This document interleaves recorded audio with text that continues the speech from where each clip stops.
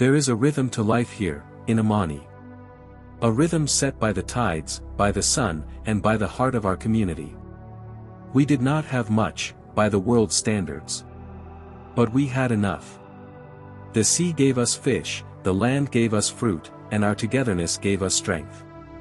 I remember those days like a perfect, unbroken melody, before the discord began.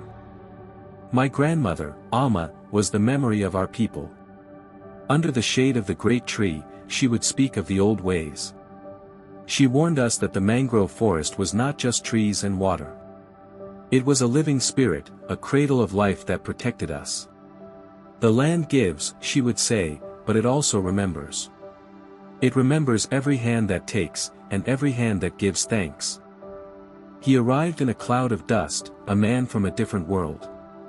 Mr. Adebayo. He spoke with a silver tongue, his words smooth like polished stone. He spoke of progress, of opportunity, of a future we could only dream of. He saw our simple lives and called it poverty. We had never thought of it that way before. His pictures painted a future so bright it hurt to look at. He made our contentment feel like ignorance. That night, a seed was planted. A seed of desire. A seed of greed. The voice of my wife, the love for my son, it drowned out the quieter voice of my grandmother's wisdom. The seed began to sprout. The pen felt heavy in my hand. The paper smelled of ambition and betrayal. But the weight of the money in my hand felt real, felt powerful. I was the first. My signature, a crack in the foundation of our world. Others followed. We had traded our inheritance for a promise. The machines came. Their roar was a foreign language of destruction. They did not see a sacred grove. They saw an obstacle. Where we heard the song of life, they heard only the silence of profit. The land was bleeding, and we were the ones who had handed them the knife. The money flowed, and for a moment, we were drunk on it. But the hangover was swift and cruel. The fish were the first to go. The water, our lifeblood, turned thick and sick. The air, once sweet with salt and blossom, now carried the taste of dust and diesel. Our new wealth could not fill our nets, or our stomachs, or the growing emptiness in our hearts. Her words were not a scolding. They were a lament. A funeral song for what we had lost. And for the first time, I saw not a foolish old woman, but a prophetess whose warnings we had been too arrogant to hear. Greed is an abstract monster until it makes your child sick. Until you hold his small, feverish body and know that the water he drank, water from the land I had sold, is killing him. The cost was no longer a concept. It was my son's breath. I saw his true face then.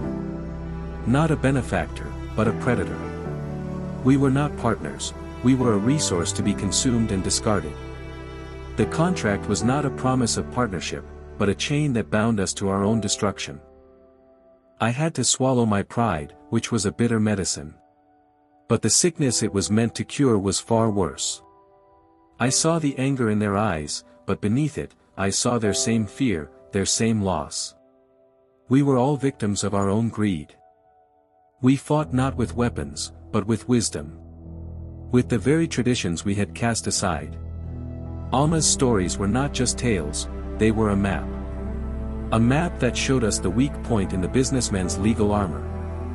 We stood our ground, not as owners, but as guardians. He left as he came, in a cloud of dust. He took his empty promises with him. He left us with the bill. The silence after the machines was deafening. It was the sound of our victory, and the sound of our immense loss. The cost of greed is a debt paid over a lifetime. There was no quick fix. No machine to replant a forest. We had to do it by hand, sapling by sapling, apology by apology to the land. The money was long gone, spent on medicine and futile attempts to fix what we had broken. We learned that wealth is not what you have in your pocket, but what you have in your soil, in your water, and in the hearts of the people beside you. The scar on the land will always be there, a reminder of the cost. But it is also a lesson. A lesson for my son, and for his sons and daughters. That the greatest treasure we can ever possess is to live in balance. To take only what we need, and to always, always give thanks.